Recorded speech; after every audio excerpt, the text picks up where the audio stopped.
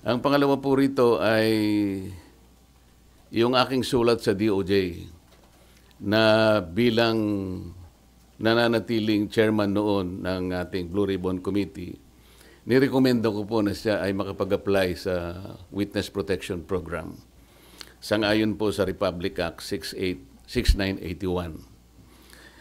Kasi po sinasabi rin po sa Section 4 na sinasabi na sa kaso ng legislative investigation in aid of legislation, yung witness po, upon his express consent, ay pwede siyang ma-admit into the program upon the recommendation of the Legislative Committee where his testimony is needed.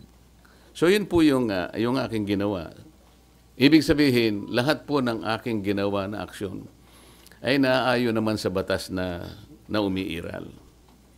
Provided that the recommendation is approved by the Senate President. Hindi nga po niya inapprove, kaya po yun ang tinanong ko sa kanya noong September 9 na po yata yun na nagkaroon kami ng session.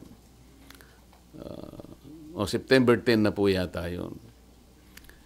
Ang sabi niya, kaya hindi niya inapprove, nabasa niya yung sinabi ng SOJ na kinakailangan ng mga diskaya ibalik nila yung kanilang nakuhang hindi kanila. Yun ang magiging policy ng DOJ para sa ganoon ay ma-approve yung kanyang aplikasyon under the WPP. Nagtaka nga po ako kung bakit ganun ang sinabi ng ating SOJ sapagkat linggo, isang araw bago pasimulan natin yung pangatlong investigation, nagkausap po kami. Pati yung kanyang deputy undersecretary, ang pangalan ay Jojo Cadiz. Nakausap ko yun ng mga ilang araw, siguro Biyernes hanggang Sabado. Sinasabi ko sa kanya yung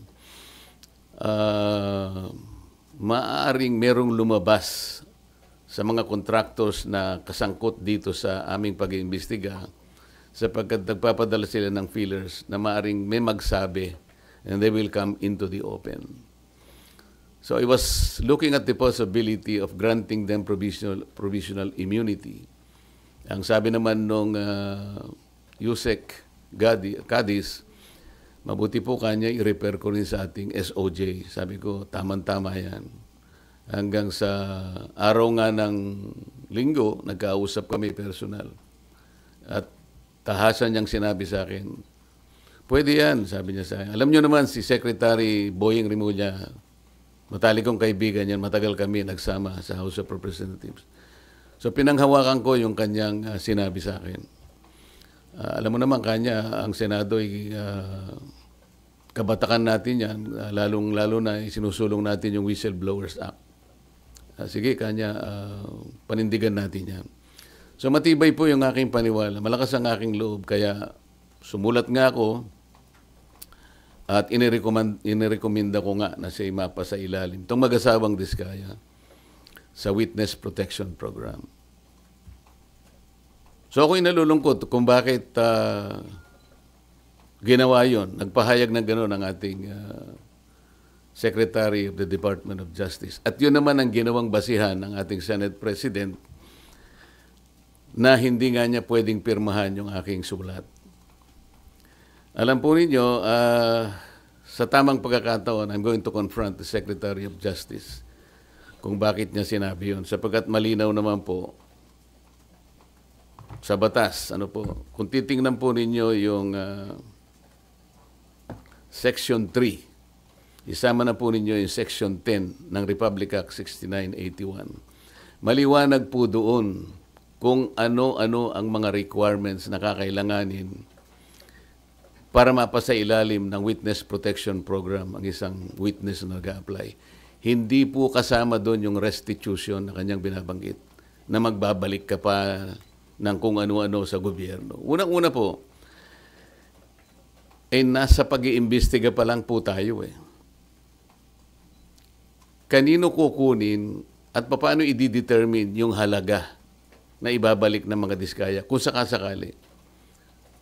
Wala po sa tuntunin ng batas. Ang ilan po sa mga requirements kung bakit ka magko-qualify sa witness protection.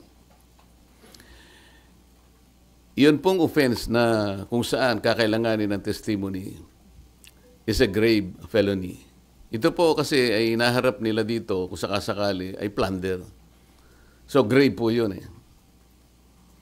Yung testimony po ay substantially corroborated in its material points. Sinasabi ng mga diskaya, meron po kaming dokumento eh. Dapat sana tuntunin nila. Meron po kaming mga ledger.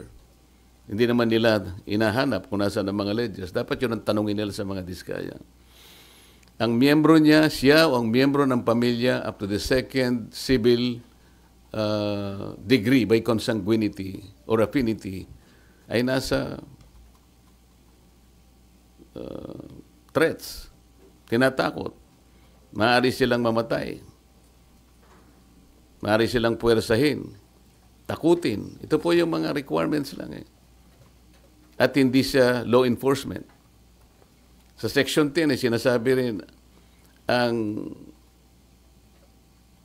walang ibang direct evidence na maglilink sa mga iba. Kung kakailanganin mo ang kanyang testimony, isa sa requirement yun eh. Na sila ay they are not the most guilty.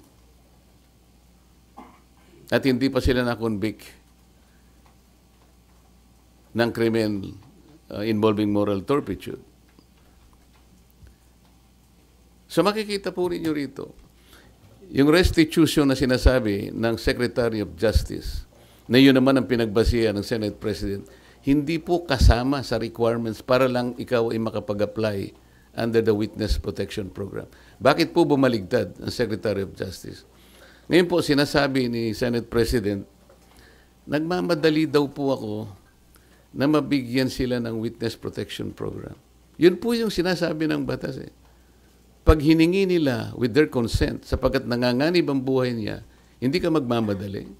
Ilalagay ko po ba sa kamay ko ang kaligtasan ng mag-asawa na yun? Sila po ay nagkusa, gumawa ng salaysay. At kung malalagay ang kanilang buhay sa alanganin, sa peligro, sa kamatayan, hindi ko hihintayin na dumating yun. Gagawin ko yung katungkulan ko sa ilalim ng batas. Kung sinasabi nila nagmamadali ako, maaaring nagmamadali ako sapagkat yun ang kailangan para sila'y mailigtas.